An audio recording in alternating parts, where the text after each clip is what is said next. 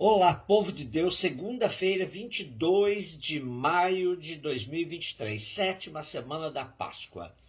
A nossa reflexão de hoje é a partir de Atos 19, de 1 a 8, e João 16, de 29 a 33.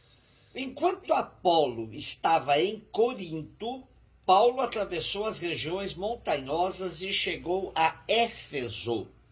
Aí encontrou alguns discípulos e perguntou-lhes: Vós recebestes o Espírito Santo quando abraçastes a fé? E eles responderam: nem sequer ouvimos dizer que existe o Espírito Santo. Então Paulo perguntou: que batismo vós recebestes? Eles responderam: o batismo de João. Paulo disse-lhes: João administrava um batismo de conversão, dizendo ao povo que acreditasse naquele que viria depois dele, isto é, em Jesus. Tendo ouvido isso, eles foram batizados no nome do Senhor Jesus.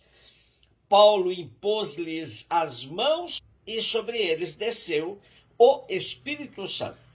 Começaram então a falar em línguas e a profetizar. Ao todo eram uns 12 homens. Paulo foi então à sinagoga e durante 3 meses falava com toda a convicção, discutindo e procurando convencer os ouvintes sobre o reino de Deus. O contexto geográfico do nosso texto de hoje é a cidade de Éfeso, muito importante nos tempos bíblicos. Ela foi a capital da província romana da Ásia e o maior centro comercial daquela região. A cidade de Éfeso chegou a ter mais de 300 mil habitantes, uma verdadeira metrópole de sua época. Ficava localizada nas proximidades da costa oeste da Ásia Menor, no Mar Egeu.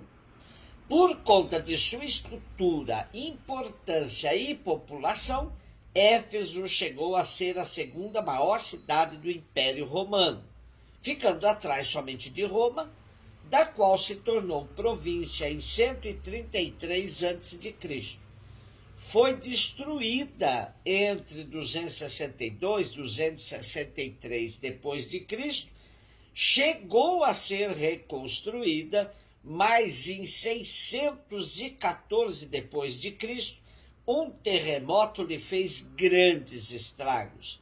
As ruínas da antiga cidade de Éfeso estão localizadas na atual Turquia. Uma vez mais, Lucas nos mostra que a compreensão exata de todas as coisas não aconteceu de uma só vez. Havia convertidos que ficavam a meio caminho, um pouco cristãos, um pouco judeus, um pouco seguidores de João Batista. E é interessante observar que a pregação do Batista tenha ultrapassado as fronteiras da Palestina e tinha feito discípulos entre os judeus da diáspora. Estes ouviram falar de Jesus e aceitaram-no como Messias, mas faltava-lhes uma informação completa sobre a doutrina e as exigências do mestre. Tinham abraçado a fé, eram cristãos, mas apenas estavam recebendo o batismo de João e não tinham ouvido falar do Espírito Santo. Precisavam receber o batismo de Jesus para serem inseridos na comunidade cristã.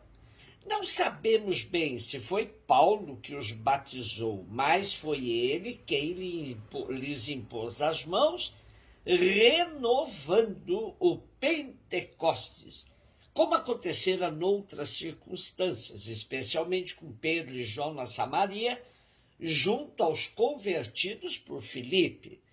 Lucas quer mostrar que Paulo tem o mesmo poder que os 12. Quando voltamos às nossas raízes, percebemos o quanto era importante o batismo. Hoje, com rara exceção, alguém leva mesmo a sério esse sacramento. Infelizmente, está reduzido a um ato social.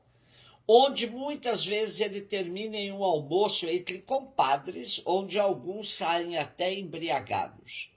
Precisamos de alguma decisão conjunta da igreja para devolver ao batismo a dignidade que já teve entre os primeiros cristãos. João 16, 29, 33. Os discípulos disseram a Jesus: eis, agora falas claramente e não usas mais figuras. Agora sabemos que conheces tudo e que não precisas que alguém te interrogue. Por isto cremos que vieste da parte de Deus. Jesus respondeu: credes agora?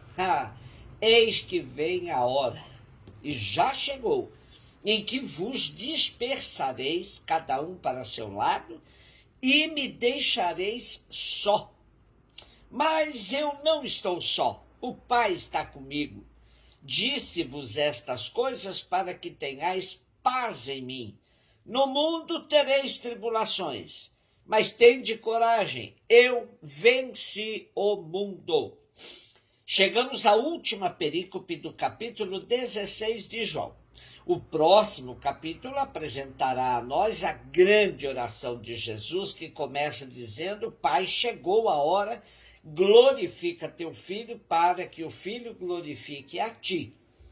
O capítulo 17 será o da conclusão do longo discurso da despedida de Jesus. Depois de tanta incompreensão dos discípulos, hoje, finalmente, eles entendem e dizem: agora sim, falas claramente e não usas nenhuma figura. É verdade que Jesus, nos discursos de adeus, falou mais claro.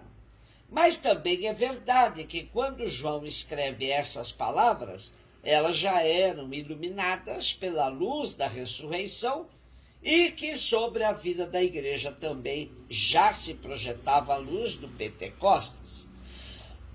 Com a ressurreição tinha começado a nova era e o Espírito Santo, o mestre interior, permitia aos discípulos a compreensão das palavras de Jesus.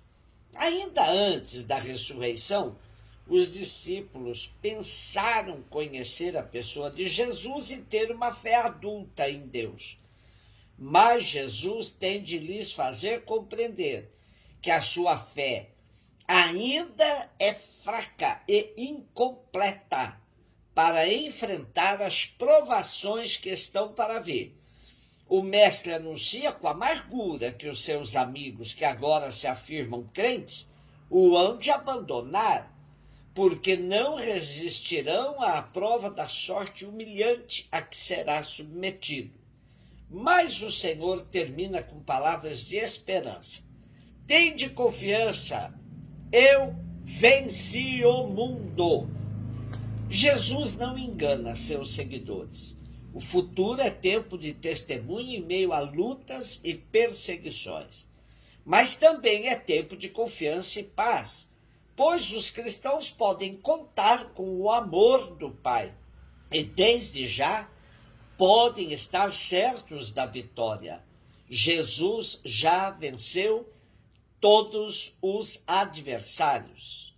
Para quem crê em Jesus, a ordem social injusta que condena o justo inocente está fadada ao fracasso para sempre. Um beijo no seu coração.